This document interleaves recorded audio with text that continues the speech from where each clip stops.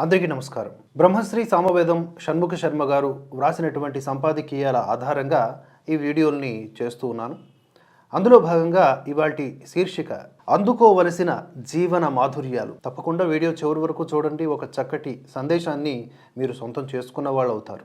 ఇటువంటి అప్డేట్స్ కోసం ఛానల్ని సబ్స్క్రైబ్ చేసుకొని ఫాలో అవ్వండి. మన సంస్కృతిని పవిత్ర దేవాలయాలు, మహాగ్రంథాలు బ్రతికిస్తూ వస్తున్నట్లుగానే మన పండుగలు కూడా జీవింపజేస్తూ వచ్చాయి.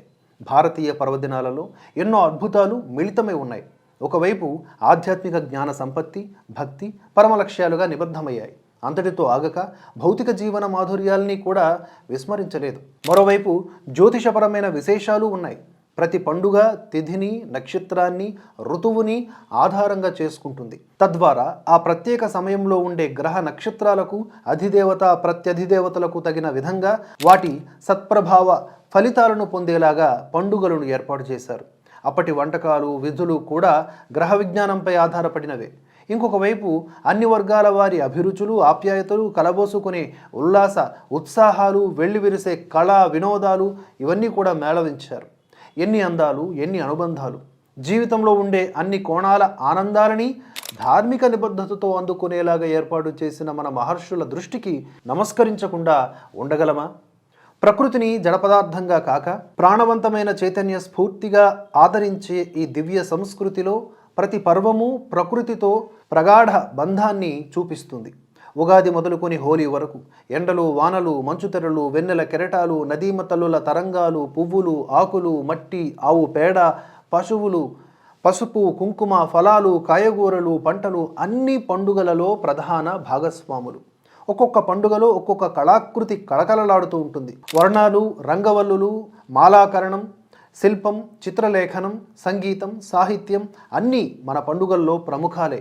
వివిధ ప్రాంతాలలో వివిధ రీతుల కట్టుబొట్టుతో, కట్టుబాట్లతో, వివిధ రకాల సంప్రదాయాల సౌరభాలు అలవాటైపోవడం వల్ల అద్భుతాలలోని అద్భుతత్వాన్ని అనుభవించలేకపోతున్నామేమో. లేకపోతే ప్రతి ఇంటి ముంగట కల్లాపి చల్లి తెల్లపిండితోనో రంగులతోనో కొన్ని చుక్కల్ని కలుపుతూ బోలెడన్ని రకాల ముగ్గులు దిద్దడం ఎంతటి గొప్ప కళ! గుమ్మాలకి పసుపు కుంకుమలతో కలలు తెచ్చి పచ్చని మామిడాకుల తోరణాలు కట్టడం, చురు కదలికలతో వెలిగే దీపాలను తీర్చిదిద్దడం ఎంత నిరాడంబరమైన సహజ సౌందర్యం! ఇంత గొప్ప సంప్రదాయాలనా మనం చులకనగా చూసేది?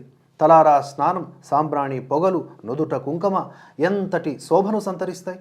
పేరంటాలు, వాయనాలు, కలిసి పంచుకోవడాలు, కలిసి బ్రతకడాలు, స్నేహాలతో వసంతాలు ఆడుకోవడాలు, ఆటలు పాటలు, సమైక్య జీవన మాధుర్య చిహ్నాలివన్నీ.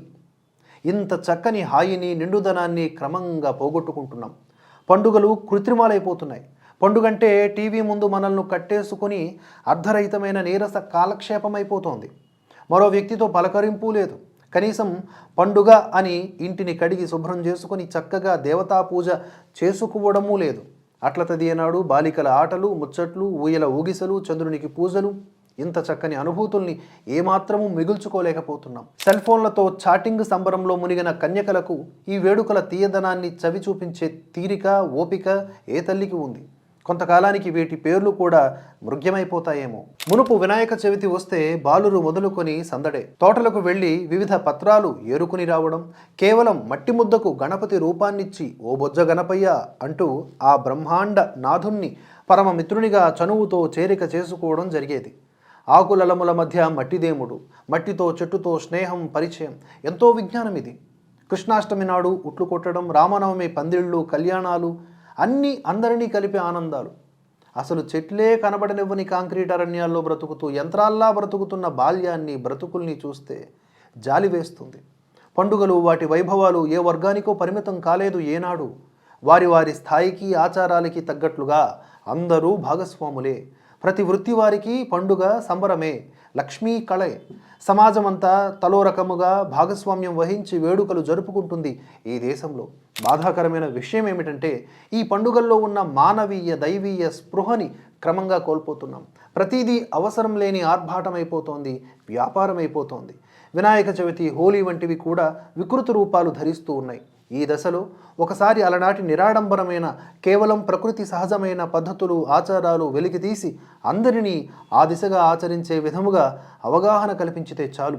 వాటి వెనుక చాలా వైజ్ఞానిక రహస్యాలు, ఆధ్యాత్మిక విలువలు ఉన్నాయని ప్రత్యేకించి బోధించనక్కర్లేదు. అలాగని ఆ విలువలు, రహస్యాలు లేవని కాదు. కానీ వాటి పునాదిపై ఎంత అందమైన వేడుకల సౌధాలు, సమైక్యతా సౌందర్యాలు, ఎంతటి ఆత్మీయ స్పృహతో ఏర్పరిచారో గ్రహించాలి, వాటిని ఆచరించాలి. అదే జరగకపోతే క్రమంగా వికృత పద్ధతులే సంప్రదాయాలైపోయే ప్రమాదం ఉంది. మరో గురు సందేశంతో మరొక వీడియోలో కలుసుకుందాం. తప్పకుండా ఛానల్ని సబ్స్క్రైబ్ చేసుకుని ఫాలో అవ్వండి.